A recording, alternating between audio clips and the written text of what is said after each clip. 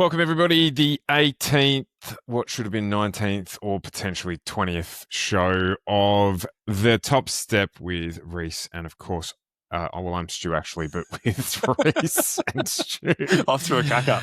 Wow. Let's get started. But I really wanted to start the show out tonight with probably a minute's silence, which doesn't actually make for very good podcasting, so we'll keep it very, very short. Let's say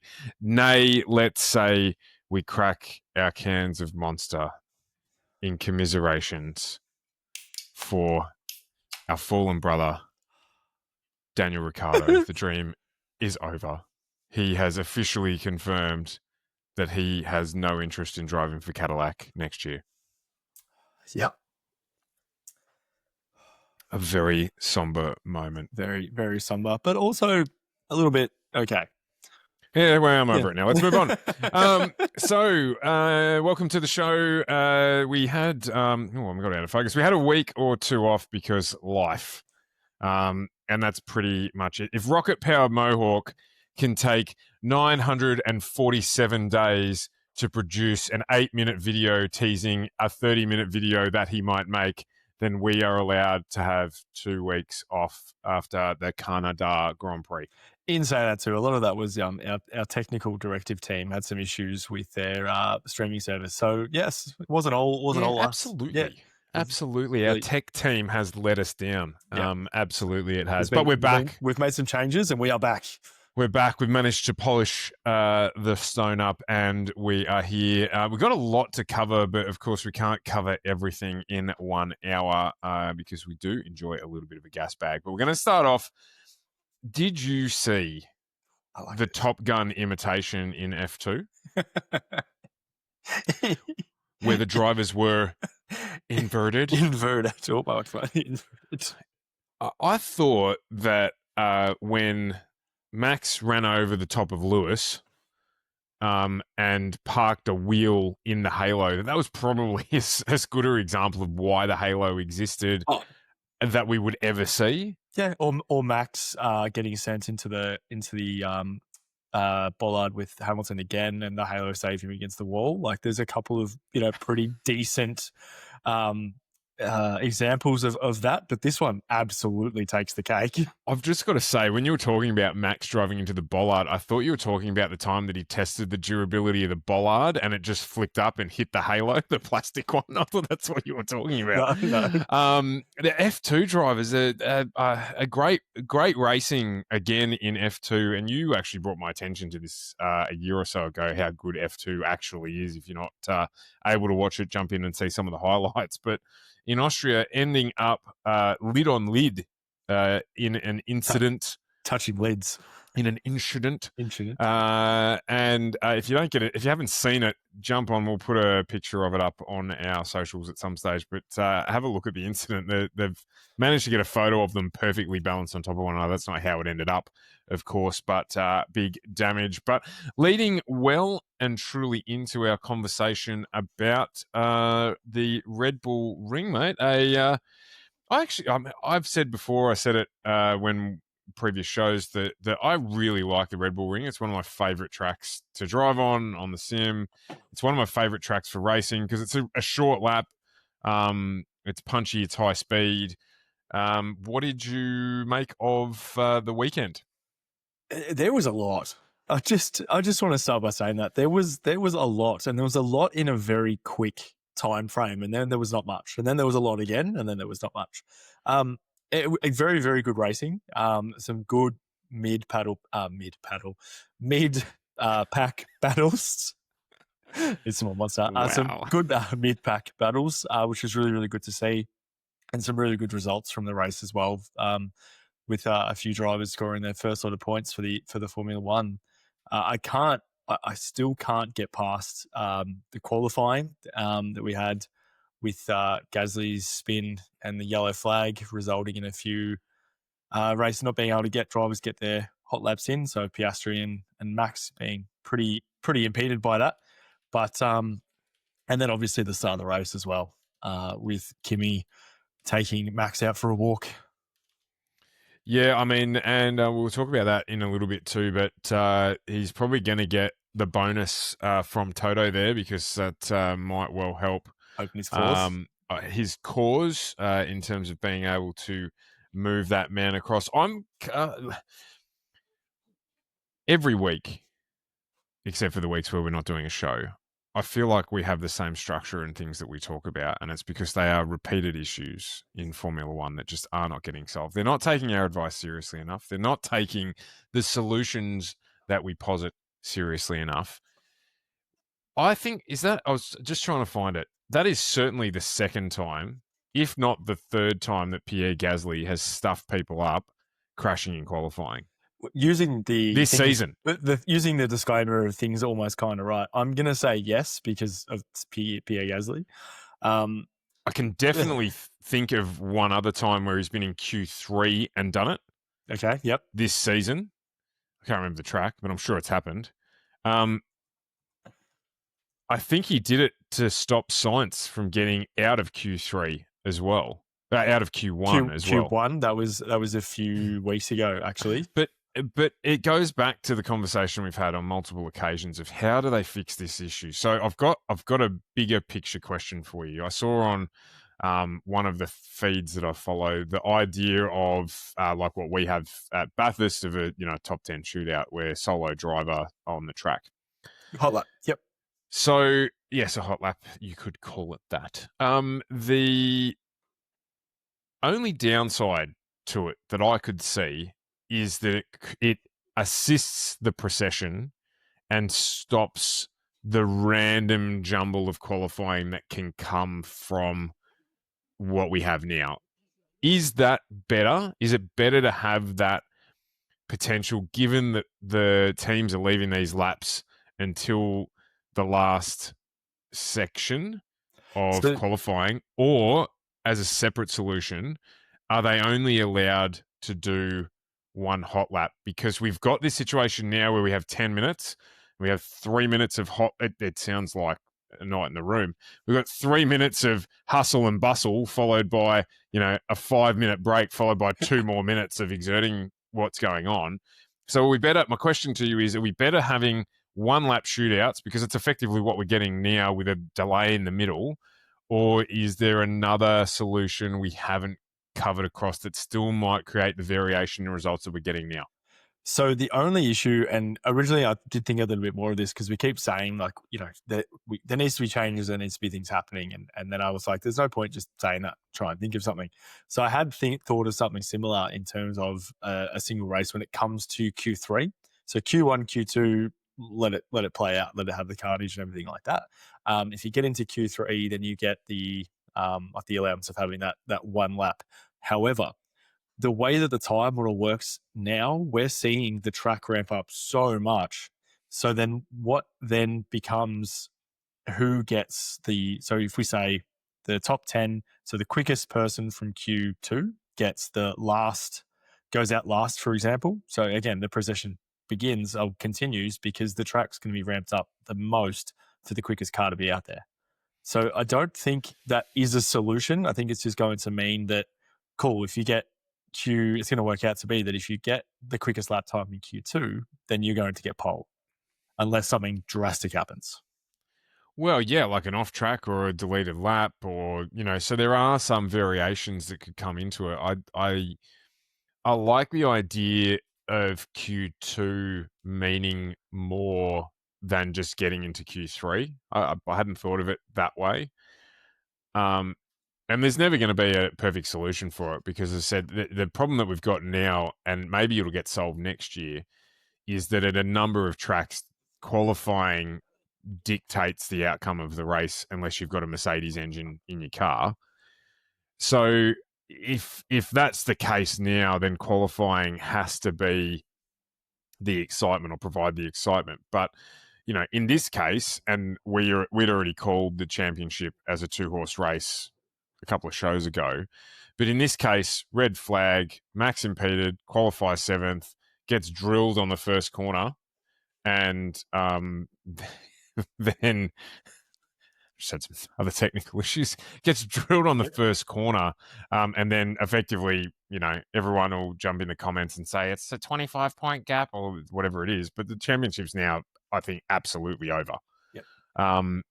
So it has such big ramifications on it that I don't know. And I mean, obviously, that could the Kimi incident could happen no matter what happens in qualifying. I get that, but Max wouldn't have been 7th; he would have been 3rd, probably, and it would have been Lawson out or someone else. I think from the predicted times that he had, and I think Horner said this as well, he was on track to be second row. So whether that's 3rd or 4th, but definitely not 7th. And yeah, as much as the incident sucked from what happened and things like that, you're right. He's never usually there, and he shouldn't have been there in that sort of kerfuffle that did happen, and which has taken. When we called it a couple of weeks ago, but it has taken him out of that contention a lot. So some crazy things has to happen in front of him, like a triple DNF weekends for him to be back in the race. Well, he's 61 points behind Oscar. Like three races when he wins, and Oscar doesn't finish. Oscar and Lando DNF, because they can't score any points. That's some serious black cat kind of stuff happening. And I know we're not quite halfway through the season yet, but it's just, it's not going to happen. It's just not going to happen. So anyway, look, there's still no perfect solution. Drop your ideas or comments or thoughts in the comments below. But I mean, other than qualifying, I thought the first segment of the race, the pass on Leclerc, by Oscar, who was, frustrated by his qualifying lap, was brilliant. Yes. And then the pressure on Lando, who dominated the weekend, he had a fantastic weekend. The pressure on Lando was awesome. The racing was great, and yes, they nearly came together, which wouldn't have been good. But outside of that little bit of it, the racing was really, really entertaining at the front. And throughout the field as well, there was some your man. I'm surprised you're still sitting down, actually, but your man. I've had some time. The Hulk with a dominant drive from dead last to 9th, a fantastic drive from him. And we haven't even covered across his teammate who scored points for the first time ever, and 3 warm your heart moments over the weekend. I'm thinking too. What's your third? Well, because everyone thinks Max is an ill-tempered child. Oh, yes. Yeah. But his response to getting drilled by Kimi was absolutely that of what you should expect. You know what? It's what I would expect Lewis to say, because he's absolutely cordial. He's absolutely, the gentleman, and he would say exactly that. And for Max to come out and say, yep, it happens. Everyone's copped it once. I just copped it. Like, it's fine. He's a rookie. It was brilliant. And obviously having Alonso come up to Bortoletto and give him a massive hug, and Max the same thing to congratulate both of them, congratulate him, and him to thank Max for the help. For those of you who think that Max is some evil troll, they're really, really good to see, and obviously great for him to get points again in the John Deere, running his way around in the Austrian hillside. So I do want to bring that up, because everywhere I looked over the last almost week, the last almost week of comments that I've seen regarding Max and regarding him, when he got taken out of the race, his initial response was "fucking idiots." Cool. You've literally just spent 3 days preparing for a race, and you've gotten to turn 3, and you've been taken out of the race. That was a pretty blasé sort of response that anyone would have had. He didn't blow up. He didn't yell and scream. It may have been different if it was a different numbered Mercedes, but I'll leave that one alone. But he didn't blow up. But everyone was saying, they're like, oh, for him to come out and firstly say fucking idiots and then, calm down. And it's like, you've been preparing yourself at the track. You've been preparing yourself the week before to race. If he's been taken out, that was a pretty stock standard response, I think, from anyone that was going to be in a Formula One car. for him then to get out and do that straight away showed massive, massive growth and maturity. Like, it was phenomenal. Yeah, and it's what we should expect from a world champion as well. So, I mean, he did also say that he didn't come down to the media centre straight after because he was busy watching his team win Spa in, I think it's the gold category, which is the category that sits under the main game drivers, as his sim racing Aston Martin team dominated. I actually didn't see. I watched a little bit. Actually, I watched a fair bit of the race. Sorry, I didn't see his team not leading their class, and at one point in time, they were leading the whole race. Yeah, well, okay. So, anyone who wants to know where Max is going to head, and we'll touch on that shortly. There's no doubt about where he's going to go. But I thought that was really good. And the Alonso battle, I think, probably my favorite question. You know, I like watching the post race because I think there's a lot of juice in the post race. My favorite part was when they're interviewing Liam Lawson, who came on screen looking like a bogan who just rolled out of a nightclub because he was wearing, and I take that with a grain of salt, but he was wearing his cool suit still. He didn't have his jacket on. They all put their race suits back on and zip it all back up for the sponsors and all that. But he sat there having a chat with Karun and with I can't remember the two ladies' names, but sat there having a chat with them, and they said, how do you feel now about not driving the Red Bull, and how do you feel about Yuki? And he just sat there and paused and waited and thought about it. And then Karun sort of dropped in a little bit with, it's a hard question to answer. And then he's like, oh, thanks for the chop out. It's a hard question to answer. But what he said that was most important is that he only had 2 races in that car to get to grips with it, and he didn't get to grips with it. And he's comfortable in the car he's in. He's had 6 races to get comfortable in the car that he's in. As you pointed out, he was in the team last year. And so they're getting results for being persistent with a rookie driver. Fancy that. Who would have thought, really? Who would have thought? Fancy that. Bortoletto's the same. Mm-hmm. Exactly the same. And he said that he had the same trajectory in F2, that he was slow to start, learning, and then, did really, really well in F2. And he said the same thing about the teams that he's in. He was like, cool, we're putting all this effort and stuff into, Audi coming in 2026, but I've raced and won for teams in the lower classes that had never won anything, never won world championship, never won races. And he did that with them. So he's like, cool, it doesn't start from the start and you just start winning. And I really wish there was certain people that, I don't know, that have been around Formula One for as long as they have, that had just let some other drivers maybe have some more time in their seat to get to at least this time. Because you can't, Formula One's a different beast. It's a different game. You can't just get into a Formula One car and just win. Like or just get points, especially when you're driving, a different car. And the car is also, at the start of the year, flawed. There's a lot of these cars that don't come into being competitive until the summer break and the upgrades, and they've done all the learning. So, yeah, absolutely. It really highlights some things that have gone wrong this season. Yeah, and one of them we'll talk about again. It's my favourite subject to talk about. Is our good friends at Alpine. So out of that weekend, as I said, there's sort of 2 halves of the race. The end of the race, little disappointing. So Oscar made the decision to wait to pit, which meant the gap widened, and then they got into traffic, and so he wasn't quite able to catch up to Lando. And of course, then there was that piece of brilliance. When Alpine tried to destroy him again. Yeah, absolutely. And we saw some emotion from Oscar this weekend. Not normally what we would hear or see. He was upset, obviously, at the end of qualifying when he didn't get to do his last flying lap. And obviously during the race when, and we'll give Colapinto some leniency. He said he didn't see Lando. He said he didn't see Oscar.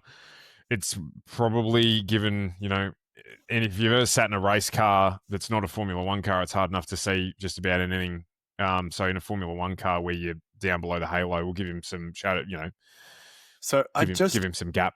I did cut him a little bit of slack because he wasn't just on the road by himself, and he wasn't just he was He's battling with sandwich. was battling with Yuki, which is a whole different story. But it's the communication thing again. What was 100%. the team doing? You've got P2 coming to lap you. You've got a whole team of people watching you, looking at everyone's cars, watching the data, seeing what's going on. Where was it? Where was it saying, hey, mate, you've got Oscar coming through to you. He's 2 seconds away. He's 1 second away. He's on you. Let him pass and then go back to battling. Like, where was the communication? I think you're missing a fundamental part of the question that you're asking there, aside of where was the communication. Why are he and Yuki battling for dead fucking last? That's the other part that I was going to bring to that. But not even battling for dead last. Why is an Alpine? Why is a Red Bull battling an Alpine? That's really good technical stuff going on tonight. It's great. That is a really, really. Oh shit! I've gone real short. That is a really, really interesting question, which we'll get across. Let's finish our race review. So obviously, another race where Lewis Hamilton spent the entire race jogging around a track by himself, questioning his team for everything that they do, and they really, really need to start listening to him. 100% they do. So imagine you've, I don't know what analogy to use here, but imagine you're on trial for murder. You've got the best legal defense team in the world, and they say you should plead not guilty, and you're like, nah, I'm just going to plead guilty. Probably not going to do guilty. That. Yeah, I probably did it. Like, they've just spent $1 billion hiring one of the best drivers of all time. Yeah, and the most successful driver on the grid. And he's like, I don't need to pit. My tires are fine. And they're like, okay, pit, please. Come into the pit. Pit stop. Guido, pit stop. Box. Seriously, the biggest organization who fall over themselves. You know what? I don't know why I didn't know what it was. Have you just figured it all out? It's because they wanted to do another 2-second pit stop. Oh, okay. Because McLaren, in my tinfoil hat thing, managed to do a 3.5 second stop for Lando, and they're like, oh shit, we better do the same for Oscar. So they did the same thing for Oscar and did a 3.2 second pit stop. Well, at that point in time, I thought that's how they're going to support Lando. That's how they're going to support Oscar. They're going to just stuff up a pit stop here or there, and that way, it happens. It's not our fault. The gun got stuck. But why aren't they listening to Lewis? Yep. What have they got to lose by listening to him? But I thought that was the whole point of getting Hamilton into the team. I thought he's so well spoken when it comes to, when you look back at his days in Mercedes, early days in Mercedes, in terms of, and this was when he was a little bit more, probably a little bit more arrogant and cocky in the way that he spoke as well. But he still knew how to describe the car. He still knew what he needed from the car. He still knew his tires. He still knew that the tires have gone crap this lap, but I'm going to stay out. And then 2 laps in, he's got grip again. Like, he still knew all of that. And that was in the less calm and collected Lewis that we have today. Spending all this money is to try and grow the team, I thought, was to, get that experience in, get that communication in and everything like that. And they've just not done anything. It baffles me why they don't listen to him, because, as I said, they've got nothing to lose. The pit stop that they did, they were a pit lane pit stop clear of the car behind. It was like 20 seconds. So they didn't gain or lose anything, and his lap times were okay. So it makes me question whether or not they are wanting to support Charles, because he might have thought that he was in trouble with Lewis coming into the team, and that he wouldn't be the number one driver, going back again to something that you spoke about before the season started, which is it's another team where they don't know who the number one driver is. So they don't really know what to do. So they just, sort of wander along aimlessly. But Ferrari's problem is that if their drivers weren't in red, they wouldn't know who they were to begin with, because I just don't think they pay attention. I think if Lewis I'm surprised I know who Lewis is when he comes to the track, because he's not in Ferrari gear. They know who Charles is. That's probably why they're Yeah, going but for equally, him. have you seen the way Lewis turns up to the track? Like, I mean, he stands out. Yeah, he's equally the worst and best driver on the field every week. Stands out a lot. Anyway, so look, they still don't know what they're doing, but let's move into Rhys Ranksome out of that conversation. What do you want to do, mate? You want to go top to bottom to top, left to right? Let's go bottom oldest to top. to youngest. Let's go bottom to top. Beautiful. Let's crack through it. What have we got? Where have we got? Here we go. All right. So I've got a couple of difficult ones down the bottom here, because we had 4 drivers DNF. Now, out of the 20 races, 20 drivers, I've only not ranked one. Going through, starting at P20, was Carlos Sainz. Qualifying 19th. He didn't really show up for the whole weekend. Obviously, retirement into the race was not his fault, but going on his qualifying, he just wasn't there. So I've given him an F. Antonelli as well, quite harsh, but I'm giving you an F as well. Now, Max Verstappen, I have given no rating to out of everyone on the field, on the track, on the grid, only because his qualifying was hindered by the Pierre Gasly spin, and then obviously his race. So I didn't really see what Max had. Albon, I've given a D. He wasn't doing great things before. He had some troubles as well, so giving him a D. Now, jumping into the finishes, Tsunoda and Colapinto have both given an F. Both just really not there as well. Stroll, I didn't actually remember seeing Stroll for the entire race. I can't, I don't know what he did, where he was. Give him a D+. Gasly's into a D. Hadjar, I've given a C. He was up to 8th, but dropped back to 12th. He was a long way behind Lawson. Now, he did come out and say that he got floor damage. I think 15 laps to go. I was gonna say, it's pretty late in the race. Pretty late on, so dropping back to 12th. So I've given him a C. Beerman, I've given a C.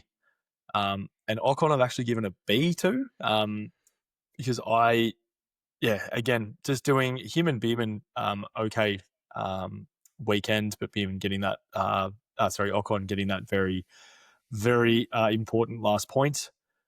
Now, I haven't gone too crazy on the Hulk this weekend. I've given him an A, as his qualifying was lower than I expected, seeing how he'd been qualifying P20. Absolutely flawless recovery, an amazing strategy from Sauber. They absolutely nailed his strategy, which really, really helped him, obviously. But yeah, he's got an A this week only because of his qualifying. Bortoletto, Ferrari team principal. Bortoletto, I've given it an A+. He had a phenomenal race weekend. Not just a great race, but phenomenal qualifying, great in practice, great in the race. So, absolutely, hands down, awesome weekend for him. Alonso, I've given a B. Really good to see that the Aston does have some pace coming back. Giving him a B, a little bit probably more than what I should in his experience, but seeing where his teammate was, I can't imagine that car is all that great, and it's probably him doing it Max style. So he's driving another tractor up the field. Lawson, I've given an A+ to. Absolute great weekend for him as well. First weekend that he's outperformed his teammate, outqualified his teammate. He was really just on this weekend, and it seemed like everything clicked for him. Yep. Russell, Hamilton, both given Bs to. Leclerc, I've given an A, and Piastri and Norris both A+. Flawless weekend from them. Both the amazing overtake on Leclerc at the first corner from Piastri really just set him up for the race, and watching him on Norris's tail for 20 laps just really was phenomenal racing, as you said before, but really highlights their tyre advantage that they have across over the rest of the grid. Yeah, 100% it does. That is another week of Rhys Ranksome. Yeah, well, there's not too much to argue about there at all, mate. So I think you've nailed them. It's taken me a few weeks, but I've got my boxes that I tick through now and give them a rating. So it'll be a much fairer system and not so wild. Well, it leads me into a couple of our discussion topics for tonight as we move towards our Silverstone preview. Now, for those of you that don't know, Rhys and I work together, and we come across cars in our day to day. I had to put the spare tire away in a Renault at the shop the other day, and I think that I've stumbled across why Renault can't get their act together because, and I'll put a picture up of it in the podcast and on the socials as well. The instructions to put this spare wheel away were so convoluted that it took me about half an hour to get the job done. And it made me think that the person who designed these instructions must have been promoted to the Formula One team and be working closely with Flavio in whatever mess it is that they're creating. And I wanted to cover off now a rumor that I hope is not true, which is that our man, the honorary Australian, might be on the pathway to going back into Formula One in the Alpine for the rest of the season. And we spoke about this before, and the question I posed to you was, is it better to be the reserve driver for 3 other teams or to get back into active racing duty in the Alpine? I just want to paraphrase myself at my response when you said this to me the other day. And that was if someone approached me and said that you can race for the Alpine Formula One team next weekend, my response would be, I'm doing a sim race with my mates. I'm busy. I just wouldn't, and especially in Bottas's shoes, would absolutely not risk putting my name anywhere near that team. I just wouldn't. It could absolutely destroy him. And it has a very high chance of doing that. I just don't see what he stands to gain. Nothing. If the rumors are true. That's what he stands to lose so much more than he stands to gain. Standing in at, standing in anywhere else, actually. Literally anywhere other than Alpine would make sense because of next season. So Haas, Toyota, Williams on the way up, Mercedes potential. Obviously, that's his home. It's where he's most comfortable. Any other team makes sense, maybe other than standing in the second Red Bull seat, maybe. But why you would go to that basket case of a team and do anything is beyond me. No, I cannot, and I have a very, my tinfoil hats vibes are pretty strong, but I could not put together a scenario that made any sense. So obviously there's heavy conversation around Colapinto being let go. The 5 race rumor concludes at Silverstone. It's his last of the 5 rumored races that he was contracted to do when they axed Jack Doohan. I do also want to say that these are rumored, but however, Doohan was also rumored to have X amount of races and got to X amount of races, and Colapinto was put in the exact time frame that was rumored, and he was gone. So yeah, it just I think it's time for F1 to step in and say this is a joke. You're kidding yourselves. I get that you're selling the seat, which is maybe that's what they're doing with Bottas. I doubt it. I can't imagine he'd pay money to run around in that thing. But who have, and I need to look into this a little bit further, so we'll stay tuned onto next week's episode. But who of Bottas's sponsors would want their name put with Alpine? With all of the stuff going on with Alpine, with the ex-boss being he quit, but his brother being found with all that money, and now the money's apparently X amount of dollars has actually gone into Alpine in a backdoor type scenario. Why would your sponsors want to also be linked with that? It's the same as like when we've had sponsors in the past doing sketchy things in real time, where they get their they're like, the Formula One's like, we're not dealing with you anymore. It's the reverse. The sponsors would be like, no, I don't want to be on the Alpine car because we're going to be linked with dirty stuff. Yeah, I said I think that it's time for F1 to probably step in and say we'll take it from here and get you through to next season, because they're going to get no money really at No. all, and if they're struggling financially now, which we believe is the main driver behind a majority of these decisions, is just trying to make it to next season, they'll need a bailout potentially, or some investors or something like that. And as you say, there's just no real reason why I could see them getting any of that stuff. Again, we predicted at the start of the season that Kick would get no points at all. Sauber would be dead motherless last. And the only two drivers who haven't scored points now this season are one who has been axed and one who is about to be axed from the same team. So, why would you go into it? And as good a driver as Bottas is, he's way better, in my opinion, a driver than Gasly is. And maybe he can make something out of that car, because Gasly seems to be able to do something out of that in that car every now and again, but it's not consistent. I don't know. I know someone has to come last, but it's the way that you come last that's probably part of the question there for me. No. Speaking of capitulations, that is a very large word.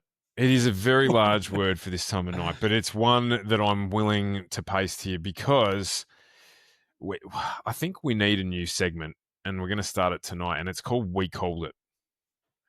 So, well, we are turning into The Simpsons, so it's fine. I'm here for it. Weeks ago, we spoke in depth on the Red Bull show, which is what this has become, about Red Bull going through the rebuild that professional sports teams go through, and had made comment about the fact that if they're not careful, they will go into the annals of history as a Formula One team, because they will disappear.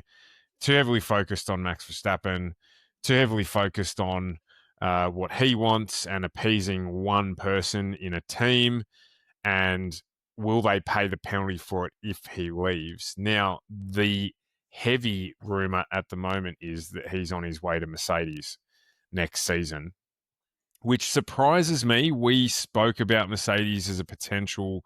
Our favoured suitor for him was Aston Martin. His GT3 team run an Aston Martin. So it all kind of lined up well for us for prototypes and all that sort of stuff. And add to that the comments that Mercedes came out with about how unfair the regulations are at the moment for Mercedes to consider doing anything more in GT3 than they're currently doing. So you add all that together and we're like, cool, Mercedes maybe, but probably Aston Martin's a better fit. Get rid of Lance Stroll, have him go in with Alonso, obviously his favourite engineers there, so it all fits together. So we hear this now that he's more likely to go to Mercedes. So my first thing to speak with you about, after that long-winded introduction, just proving how correct we are, who at Aston Martin is going to get fired when Lawrence finds out that he's missed out on Max Verstappen if he goes to Mercedes? Like, somebody is going to get fired out of a cannon into the sun because he's invested $6 quadrillion in trying to get this thing to work. He's got Newey, he's got the grandfather, he's got every facility under the sun, and they miss out on signing Max Verstappen. So I think the problem with Aston Martin actually starts earlier. And I think saying it before, around about the Max running with Alonso, I think the problem actually starts with it probably wouldn't. How will they get Lance Stroll out of that seat? I reckon if they gave him a map and said, just navigate your way down to our team headquarters, he would get lost. And that's probably the easiest way to do it. But he's got a driver, so they would make it there. He doesn't drive on the road. Do you think maybe? Do you think maybe he's giving some money across to Antonelli? Be like, here you go, get him to Mercedes. Oh, yeah. Just run into him. Just Well, you said he wasn't at the race, but yeah, that is a good question. Like, how would they get rid of Lance? Look, I think that they could do it relatively easily. I think they missed their window. I reckon there's going to be a massive implosion in that family if they kick, because the dream going back many moons now, and he has to have realized that this isn't going to happen, but the dream was that they were going to win, father and son were going to win a world championship together. So to me, they would have to get rid of Alonso. Max was to come in to win the Constructors' Championship, and that would make all of the money worthwhile. And I still think that he has a chance of going to Aston Martin because of the GT stuff. I have to rebuttal and money, and money. There's no chance that Mercedes. Well, I say no chance, but it's easier for Daddy Stroll to roll out the checkbook than it is for Mercedes to roll out the checkbook. Yeah. But I put you the question back. What happens to the what happens to the Mercedes driver lineup if Max signs? Who goes?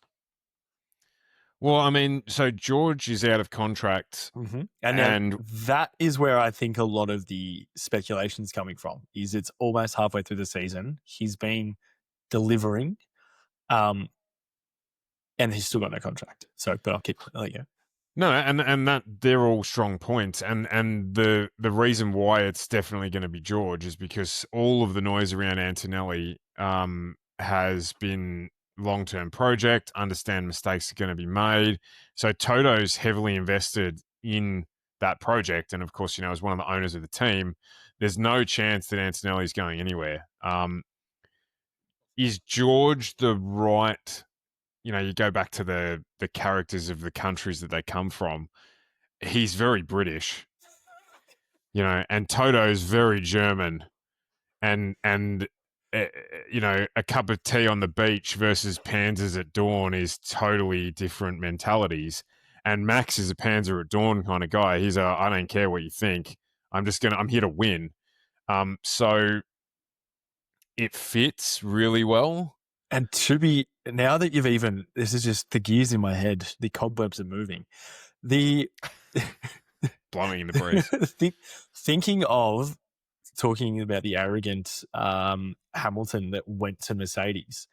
Lewis isn't very British when it comes to his way of racing 10 years ago. He's not. He's not very British when it comes to that in the way of anything. And he had a very, and I say arrogant, but it's not arrogant when you are the best.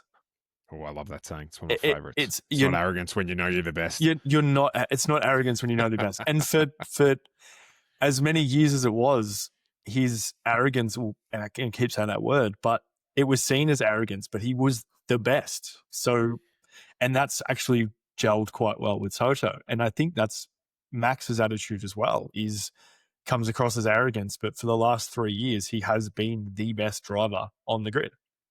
Do you think, though, that they can work together? See, because Max isn't arrogant. He just doesn't give a shit. Yeah. Right? Like he said it himself. Like he doesn't take it as seriously as everybody thinks he should take it. It's no longer the biggest thing in his life. It's his job. Yeah. So, and it just happens to be a really cool job, but it's just his job. I think they could work together. And having Max work with Kimi would create a crazy dynasty at Mercedes.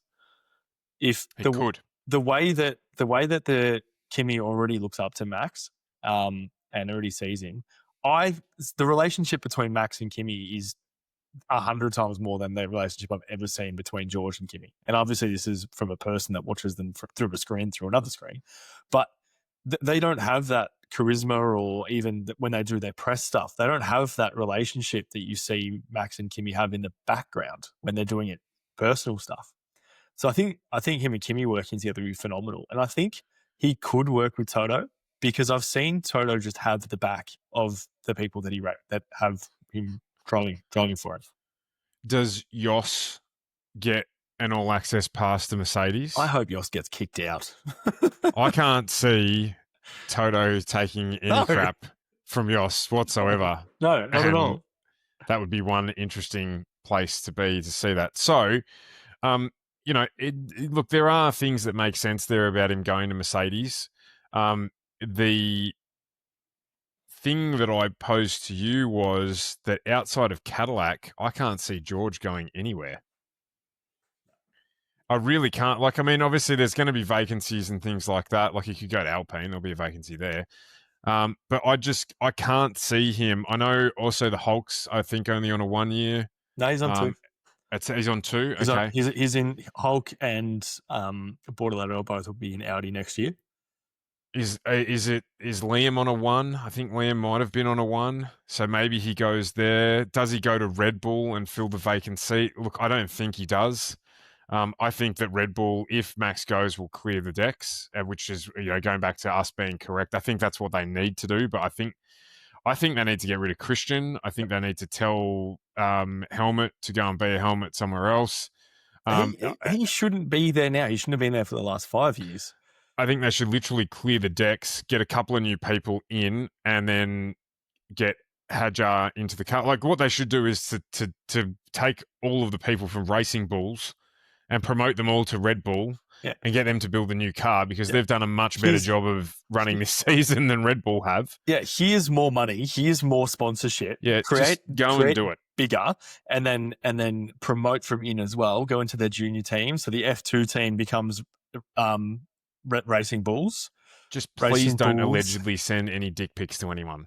All right? We want it under control. Just allegedly under control. It won't matter because allegedly Horner won't be there, so it doesn't matter. There'll be no. But I think he has to go. I really do. I think Christian absolutely has to go. The times are changing, and he's not. So clear the decks, then maybe George is a fit.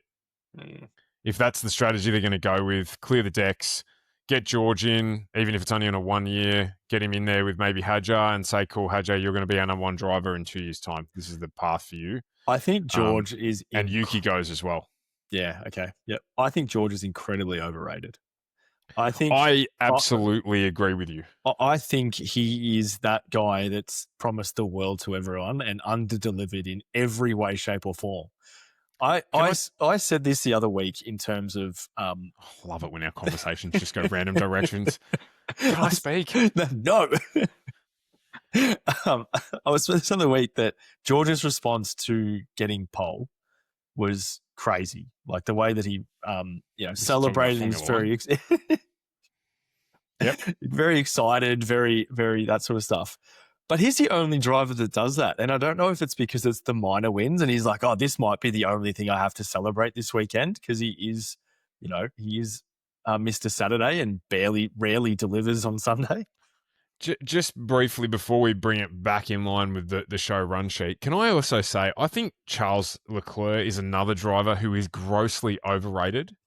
I feel like the only reason that he has the opinion of, or that people have the opinion of him that they do, is because he's in a Ferrari. So, like, he wins a race in a Ferrari, and of course, if you win a race in a Ferrari, you might as well be Juan Manuel Fangio because you've won a race in a Ferrari. It doesn't matter, the circumstances that surround it or anything like that. But when they had that 1-2 and he won the race at the start of, 2024? Yep.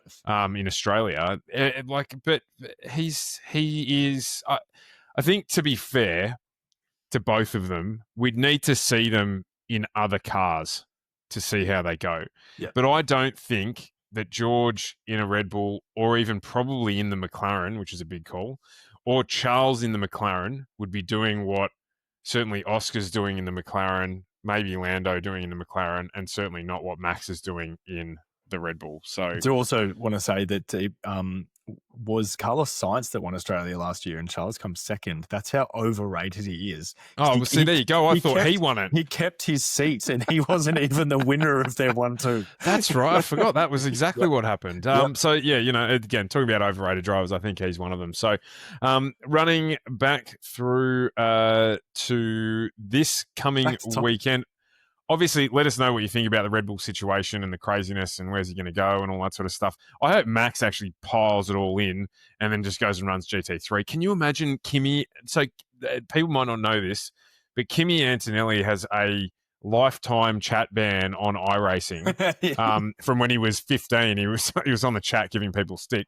But he iRaces. They just join teams. Mm-hmm. They go hang out on the weekends, grab a couple of 2-litre bottles of 7-Up and some pizzas, and then video game all night. It's just a marriage made. Anyway, we're on to Silverstone this weekend, of course, the home Grand Prix of Lando and, of course, Sir Lewis Hamilton, who was the 2024 race winner in a Mercedes. Also George Russell and also half of the commentators for Formula One. I forgot about George. I mean, Alex has got a British accent, so it's probably his home Grand Prix as well. Oscar's Australian, which we all came from there anyway. So he's that's another home race for Piastri. But a big weekend for Lando as well to go back. I've been impressed with him last week. He was still getting some coaching from his engineer, which is what they're there to do, to be brutally honest. But I was impressed with him last weekend. Again, under pressure, did not crack. Ran a little bit wide on the exit of the last corner, but other than that, drove really, really well. So it makes for a fantastic weekend this weekend. And you know what? Do you know who we haven't seen for a little while, but who's managed to make his way and drop in for this week's show? Is he really? He's back. He's back. What did you do? Spend 3 weeks in Monaco? I asked him where he was, and he said that he was on an aeroplane transporting a boogie board to Bali that he hadn't packed himself. And I said to him, mate, there's some risky business there. He's been tied up in other places for a while, has he? Very risky business. Anyway, so he's back. It is the weatherman, and he's going to give us the weather right now. Listen to some motherfuckers! Hello, I am George Jorlington, back this week for your weather report. We are off to Silverstone, where weather is going to be a little bit interesting. So, as we can see, 24 degrees and a little bit cloudy on practice day. Saturday, qualifying day, 23 and raining. Sunday, the all-important race day, 21 degrees and raining. So what does this mean? Well, the British Grand Prix is about to become the British Monsoon Prix, with both qualifying and race day set to be absolutely drenched, with relentless showers turning Silverstone into a high-speed slip and slide. So, what does this mean for the race? Well, qualifying, expect chaos. Grip will be a myth, visibility a luxury, and the chance of a surprise pole sitter very, very real. This is when midfield dreams and wet weather wizards shine.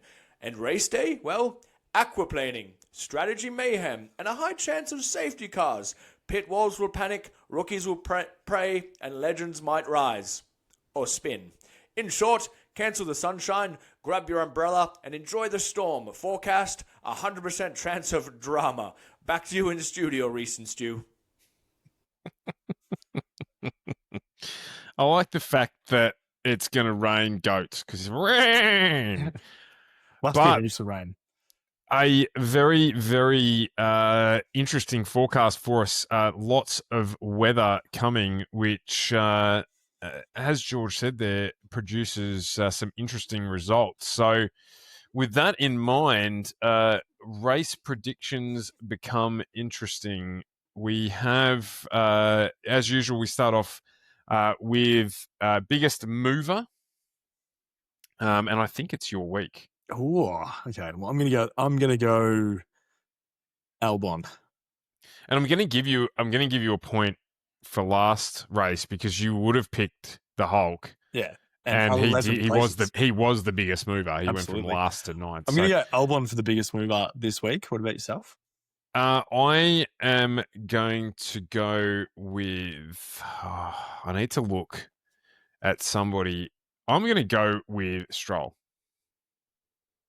Because if it's wet, there's a chance that everybody else will Steve Bradbury it for him so he can come from last to somewhere else. So I'm going to go with biggest mover as Stroll. Surprise packet? I can't say that Hulk is the surprise packet anymore because he's becoming consistent. So surprise packet. It's a trend. I'm going to go with Carlos Sainz. Surprise packet. So what? He's actually going to do something? Well, it's a pretty solid win at this point. I'm going to go with a recovery. I'm going to go with Antonelli on the podium. Yeah. Okay. Yep. Because he does weather. He does have that mindset of the young kid. I'm going to fix it. Yep, nothing to lose. I'm going to go with Antonelli to get on the podium. Big question in the wet for qualifying, taking into account that I don't think yet that we really understand the changes to DRS zones and the impact on the impact on the 3 lead cars. Qualifying, Max on pole. I'm putting both of my eggs in Max's basket this weekend. He has proven time and time again that he is and as George said, a wet weather wizard.